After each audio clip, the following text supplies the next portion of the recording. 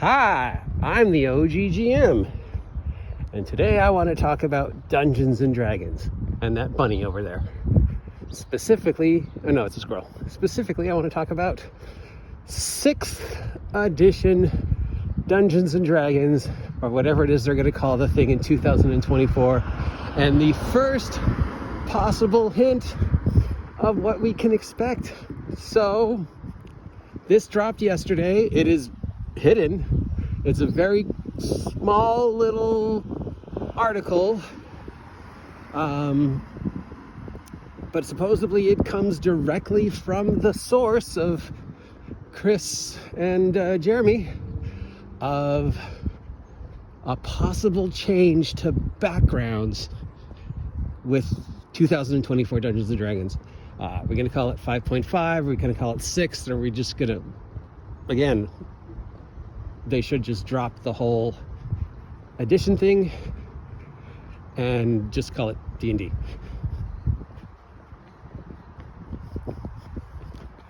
Alright, so backgrounds. I love backgrounds. It gives your character a foothold in the world. It says, it makes your character a little bit more fleshed out because it says, before you went adventuring, you were a fisherman or a priest or a hermit or a local hero. So I love them. It gives you a few extra skills, and it gives you, maybe an extra language.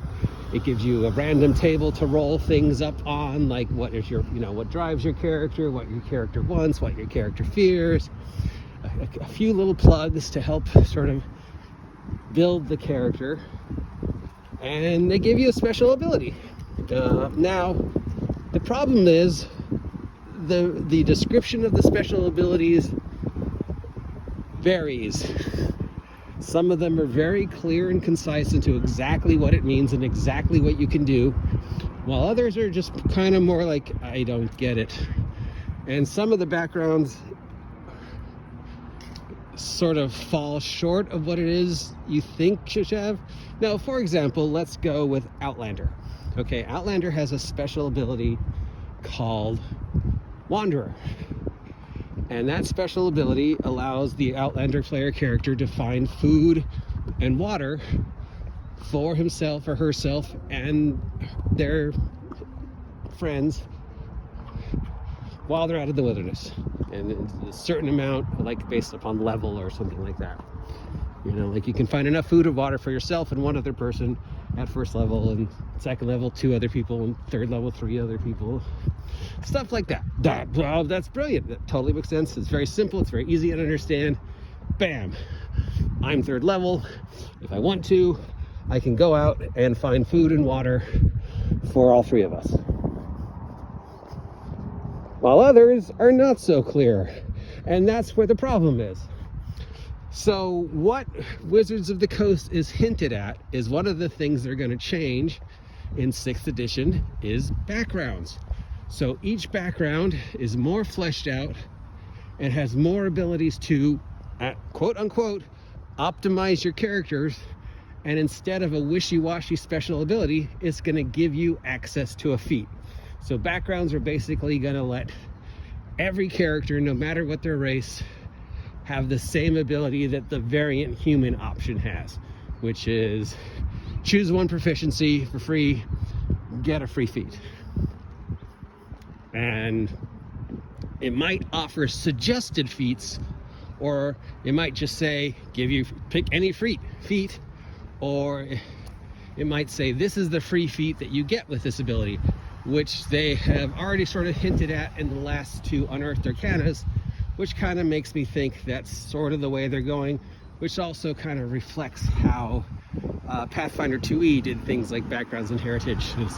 Each background gives you an extra bonus skill or 2, an extra language or 2, and then a built-in special ability, feat. Now, is that necessary? Or should they just, write the special ability better so it reads more like something that that character background would have? It's clearly defined what it can and cannot do, but It doesn't give you any innate combat bonuses or stat bonuses.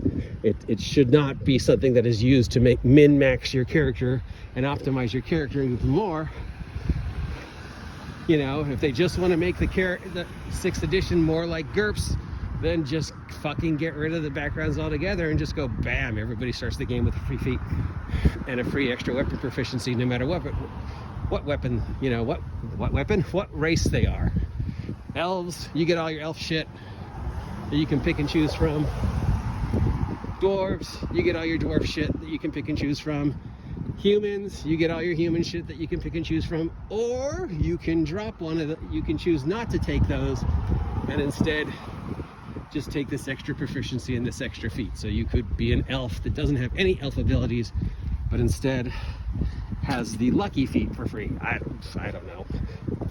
We already know they're changing, or at least they're hinting at how they're going to change racial abilities and what, you know, you can pick and choose which ones you have, and you can put the racial bonus anywhere you want, and you know, every race is now just sort of a green glob of goo that you can Mr. Potato Head to build to be the, you know, +2 strength 6 foot tall dwarf you always wanted, who has the ability to talk to plants. So yeah, it's sort of starting to feel very GURPS-ish. Very much like Pathfinder 2. Very much like, just take whatever the fuck you want. We don't care anymore. You want to be a 6 foot tall, +2 dexterity dwarf that can breathe fire and talk to plants? Fine. Stop. We don't care. Just, you know, that's what it feels like. It feels like they're just giving up listening to people complain, and they're just like, just take whatever you want. So should they change backgrounds? I love backgrounds. I think they should keep backgrounds. I don't think that they should give you a free feat. I think they just need to rewrite the special abilities that each background gives you so they're more clear, concise, but they should not give you any combat bonus or extra ability to min-max your character at first level. You know, first level characters in 5e do not need to come out of the gate any more powerful than they already are.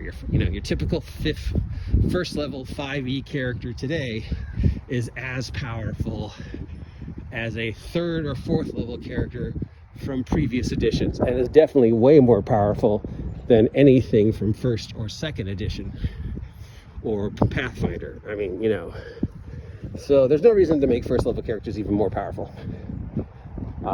They're fine the way they are. You know, each class is still slightly distinct enough at first level that everybody has a role, and you can have, you know, adventures where everybody gets to feel like they contribute. You know, at higher levels, then you can take the archetypes, and then, oh no, you've got a fighter that's casting spells, and a cleric that's picking locks, and a thief that's healing people. And yeah, I guess, okay, the GURPSification of 5e will continue, but all right. So yeah, backgrounds, just rewrite them. Like let's take Sailor. All right, the Sailor background should give you the ability to know how to swim, give you the ability to pilot a boat,